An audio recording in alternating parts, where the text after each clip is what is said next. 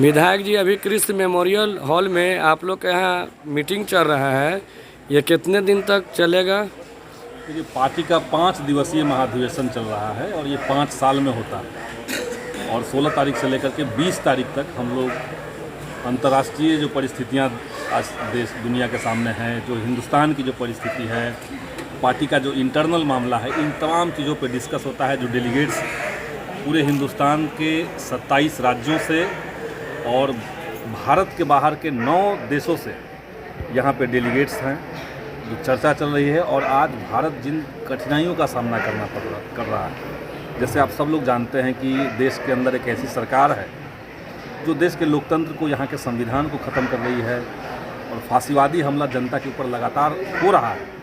तो उनसे कैसे मुकाबला किया जाए, सत्ता के तमाम जो यंत्र हैं, सत्ता के जो तमाम उपकरण हैं, ये इस्तेमाल करते हुए आज बीजेपी और नरेंद्र मोदी की सरकार जनता के ऊपर युद्ध थोप दी है।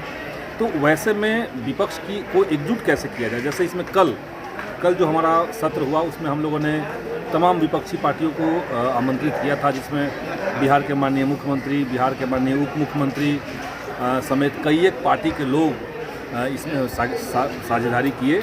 और वहाँ से एक प्रयास हुआ, वहाँ से एक बात कही गई कि सारे लोग, सारे विपक्ष की ताकत मिल करके मोदी सरकार को 2024 में हर हाल में शिकस्त देंगे। तो ऐसे कई सारे उद्देश्य और पार्टी के इंटरनल डिबेट्स, इंटरनल जो बहस है वो होगी और पार्टी का जो सेंट्रल कमेटी होता है वो नया नियुक्त होगा इसी महाधिवेशन के बाद से। तो 20 तारीख तक इसको चलेगा जी। तो केंद्र सरकार से भी आप लोग का कुछ मांग है क्या?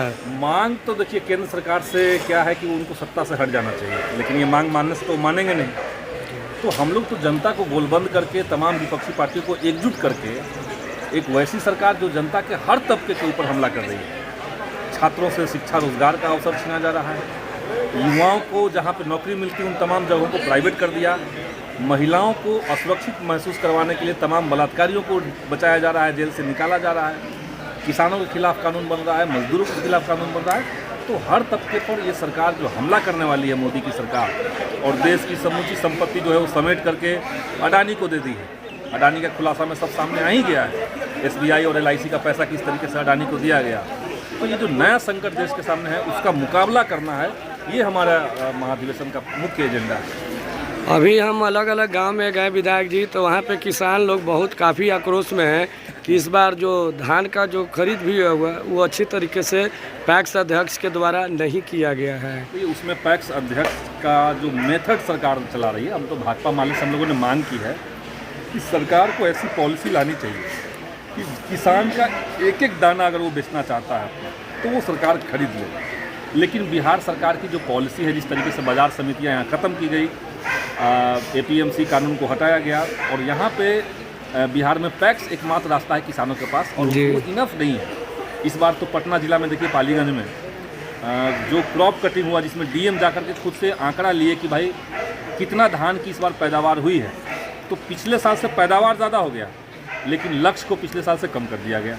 ये पूरी तरीके से अतार्किक है और सरकार ने 15 फरवरी तक डेट रखा था, जबकि हम लोग मांग कर रहे थे कि आप 15 मार्च तक कम से कम डेट रखिए, लेकिन ये सरकार नहीं मानी। तो इसमें तो हम लोगों ने अपना डिसेंट और पटना जिला के साथ सौतेला व्यवहार ये भी किया गया है कि आप उसना दें, और यही बगल में आपका है अरवल है, जहानाबाद है, वहाँ पे अरवा देने का ये है कि आप लोग अरवा दीजिए। अरवा उसना का तो जो डिबेट सरकार खड़ा करवा दी है वो तो कोई उसका फ़ायदा नहीं दिख रहा है।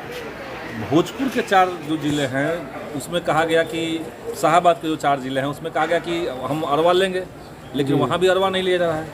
अरवल में भी अरवा नहीं लिया जा रहा है, वहाँ भी उस सब जगह बिहार में उसना की तैयारी चल रही है। नहीं, अरवल में आपको कुछ जिलों में अगर ऐसा रिलैक्सेशन है तो हम मानते हैं कि बिहार में सभी जगह अगर अरवा उसना का डिबेट चल रहा है तो सभी जगह बिहार में कम से कम 50% अरवा चावल लेना चाहिए सरकार को, अरवा 50% लेना चाहिए जी। अरवल और जहानाबाद में हम गए हैं, वहाँ पे सारे मिलर आपको अरवा ही दे रहे हैं विधायक जी। सिर्फ पटना जिला के साथ ऐसा पटना जिला का नहीं है, बिहार में अधिकांश जिला जी, 2-3 जिलों को अगर छोड़ दिया जाए, अरवल में अरवा ले रहा है, तो अरवा एक आध जिला को छोड़ दिया जाए तो बाकी सारे जिलों में सरकार ने सिर्फ उसना चावल लेने का ऐलान कर दिया।